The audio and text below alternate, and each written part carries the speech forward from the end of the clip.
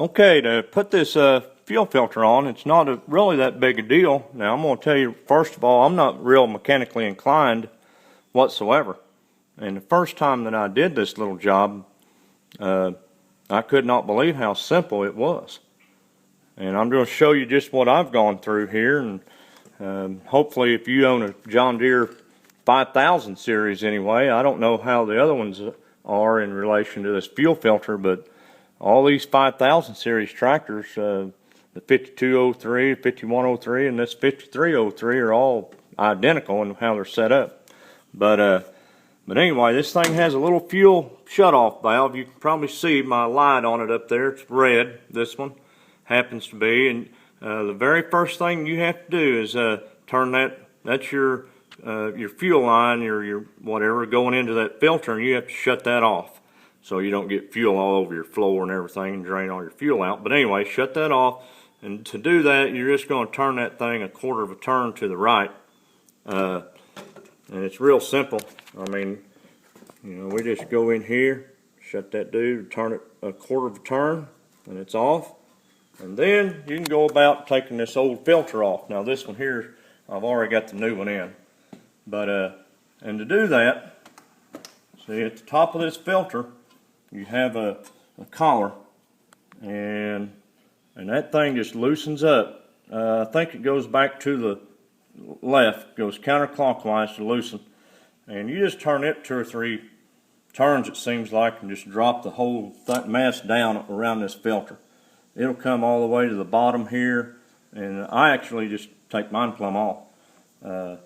And then the filter, the old filter will just slide right out. It's not very big.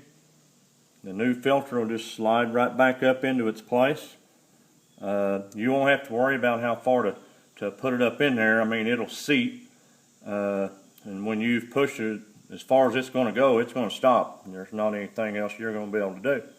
And then slide your collar back up here. And turn it until it gets tight. And that sucker is on.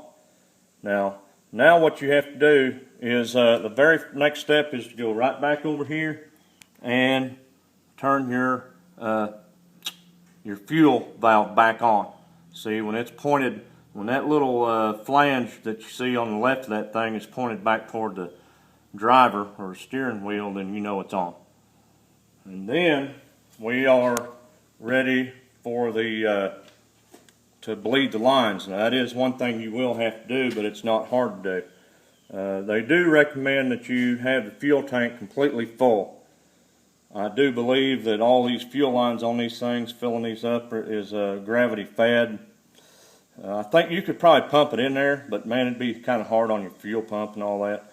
And what I do, this valve right here is a bleed valve.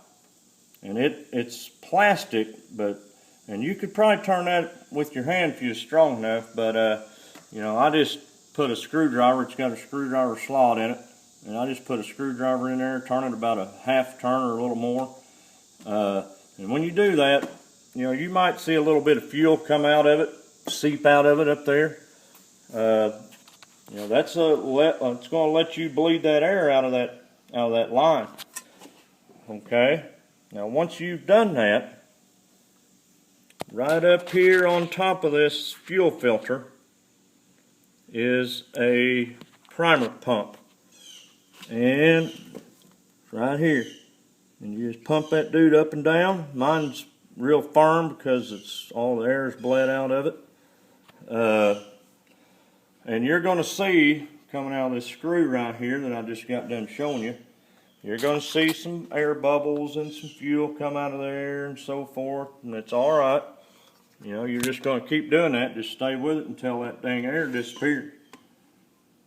Boy, there we go. There's that bleeder valve. Okay.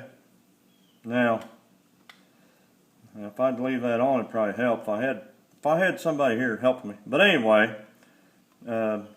once you get all the air out of there, you're satisfied you've got it all out, then tighten that bleed valve back